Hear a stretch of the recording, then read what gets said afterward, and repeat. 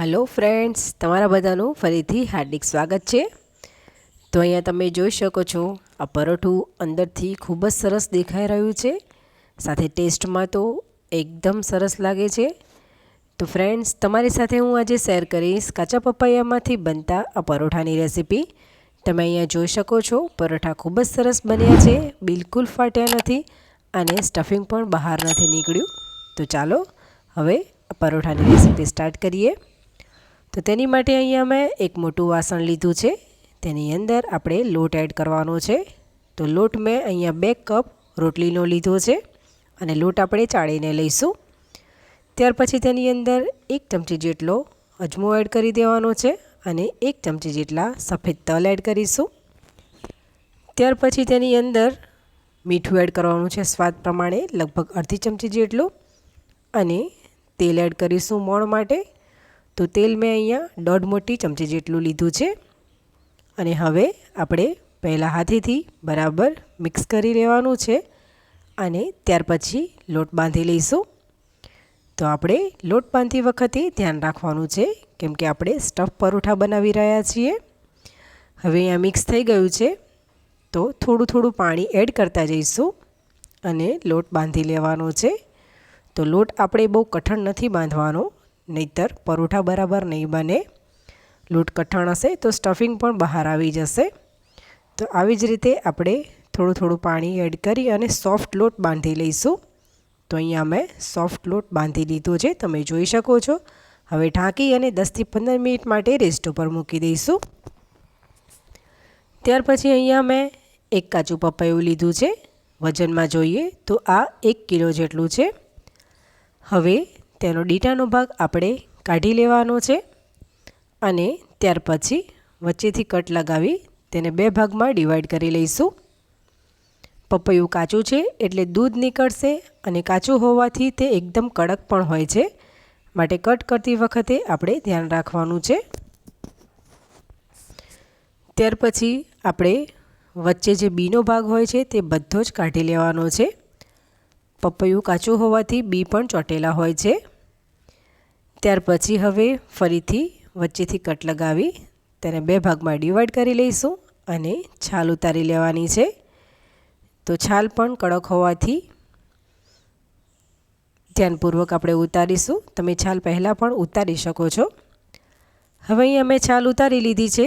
ત્યાર પછી હવે તેને વચ્ચેથી કટ કરી ફરીથી 2 ભાગમાં ડિવાઈડ કરી અને વચ્ચે જે દાણા દાણીવાળી લેયર આવે છે તેને પણ આપણે કાઢી લેવાની છે, કેમ કે તેનો ટેસ્ટ એટલો સારો નથી લાગતો।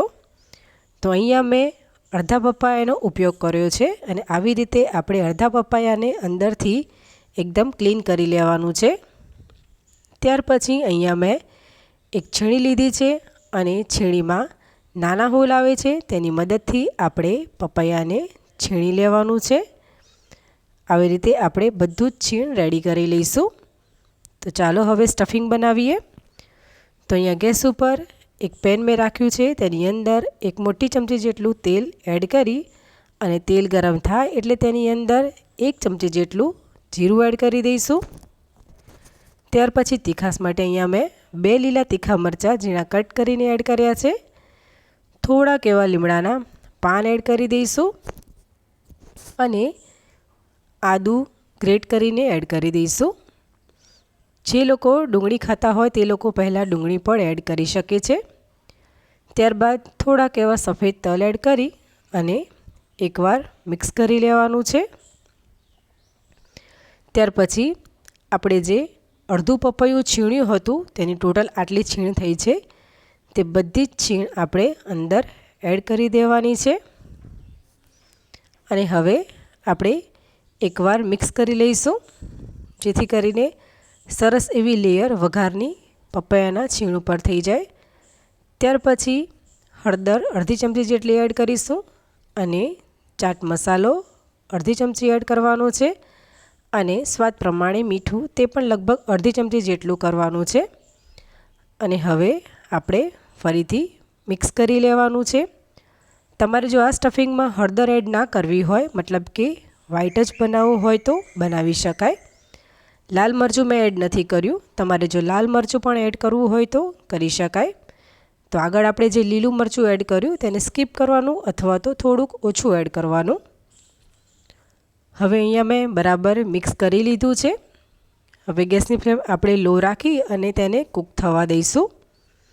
તો લગભગ 3 થી 4 મિનિટ જેવું થાય એટલે આપણે ખોલીને ચેક કરી લઈશું.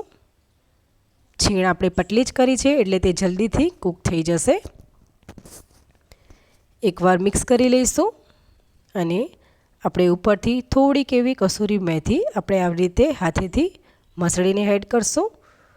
થોડુંક એવું લીંબુ એડ કરીશું અને ઉપરથી થોડી કોથમીર એડ કરવાની છે અને પછી બરાબર મિક્સ કરી લેવાનું છે. આ સ્ટફિંગમાં ખાંડ એડ કરવાની જરૂર નથી, પરંતુ તમારે જો કરવી હોય તો કરી શકાય. તો એકદમ ટેસ્ટી એવું આ સ્ટફિંગ તૈયાર થઈ ગયું છે. તો ચાલો હવે નેક્સ્ટ જોઈએ. ત્યાર પછી અહીંયા મેં આપણે જે લોટ બાંધ્યો હતો તેમાંથી એક મીડિયમ સાઇઝનો લુવો લઈ લીધો છે. હવે તેની ઉપર થોડોક કોરો લોટ લગાડી પરોઠું વણવાનું છે. બહુ વધારે પડતું પતલું નથી વણવાનું, તેને થોડુંક થીક જ રાખીશું. તો અહીંયા મેં વણી લીધું છે.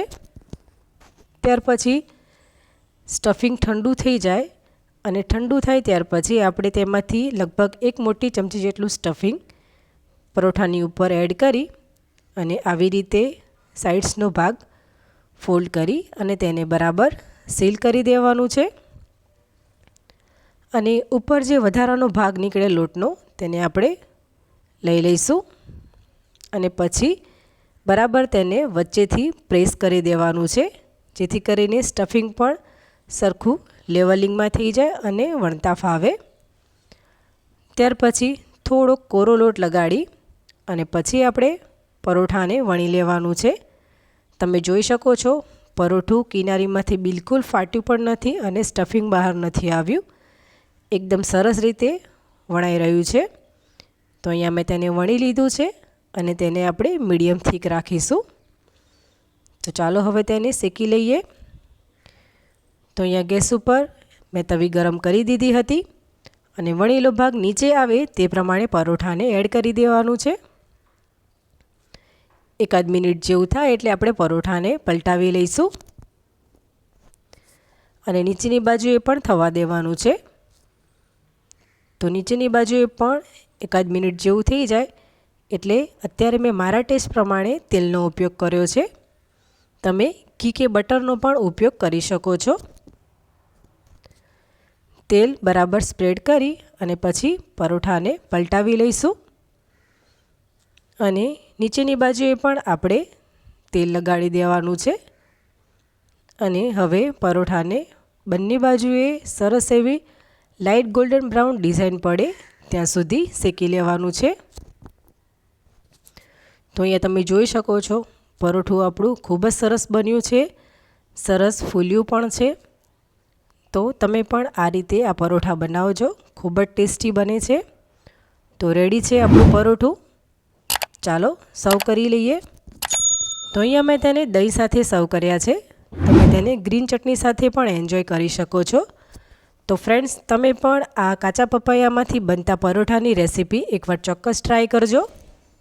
તો ફ્રેન્ડ્સ, તમને જો મારી રેસીપી ગમતી હોય તો લાઈક કરજો, ફ્રેન્ડ્સ અને ફેમિલીમાં શેર કરજો અને સબસ્ક્રાઈબ કરી બેલ આઇકન જરૂરથી પ્રેસ કરજો.